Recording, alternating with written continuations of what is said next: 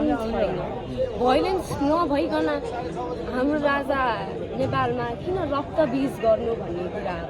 तर यसो अर्को सिचुएसन हेर्दाखेरि यत्रो राज संस्था हटाउन त 70,000 भन्दा बेसी मान्छे मर्यो। राज संस्था फिर्ता आउँदा त्यस्तै होला कि भन्ने कति मान्छेको सोच छ अरे। तर मेरो सोच चाहिँ त्यस्तो छैन, एकदम शान्तिपूर्ण हुनुपर्छ।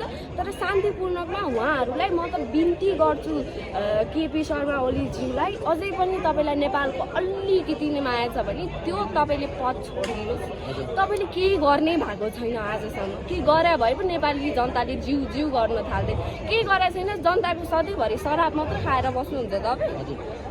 भनेपछि यो हिसाबले जुन शान्तिपूर्ण भनिरहनु भएको छ, साँच्चै नै लाग्छ शान्तिपूर्ण आन्दोलन एक दिन राज संस्था आउँछ नेताहरूले? किनकि यस्तो हो, हामीले गणतन्त्र लिएर आउन, मैले अघि पनि फेरि भने गणतन्त्र लिएर आउन 70,000 मान्छे मऱ्यो। फेरि राज संस्था पुनः स्थापित गर्न अलिकति भाइलेन्स त होला है। तर हामी सबै यति सङ्गठित भएर उभिएको मान्छेहरूले हामीले भाइलेन्स चाहिएको छैन। तिनकुनेको घटनामा पनि हामीले चाहिएर गरेको होइन, किनकि त्यहाँ गोली प्रहार फर्स्टमा ब्यारिकेड तोड्न गएको पनि थिएन। तोड्न गएको भए उहाँहरूले लाठीचार्ज गर्नुपर्थ्यो। लाठीचार्ज पनि नभए भए उहाँहरूले के भन्छ टियर ग्यास फाल्नुपर्ने, टियर ग्यासै नभए हवाई फायर फाल्नुपर्ने थियो। उहाँहरूले केही गर्नु भएन, उहाँले सिधै गन सट हानेर टियर ग्यास हानेर लाठीचार्ज पनि प्रयोग भएन।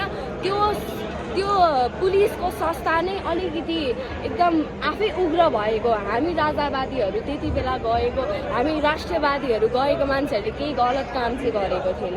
किनकि अस्तिको आन्दोलन हेर्नु त्यत्रो हजार मान्छे थियो, हामीले भाइलेन्स देखायो, हामीले शान्तिपूर्ण गरेको होइन। त्यत्रो हजारजनाले हामीले अलिकति केही चाहेको भए त्यहाँ आतङ्क मच्न सक्छौँ। तर हाम्रो मनमा त्यस्तो छैन नि त, किनकि त्यो पुलिस प्रशासनले नै पहिला 15 गतेको हिसाबमा गर्नुभएको थियो। किनकि हामीले गर्न खोजेको भए अस्ति 15 गतेमा त्यत्रो हजारौँजना भिडलाई उग्र बनाएर त्यो ब्यारिकेड तोड्न सकिँदैन थियो र सकिन्थ्यो नि। तर हामीले गरेनौँ किनकि हामीलाई भाइलेन्स चाहिएको छैन। हस् समय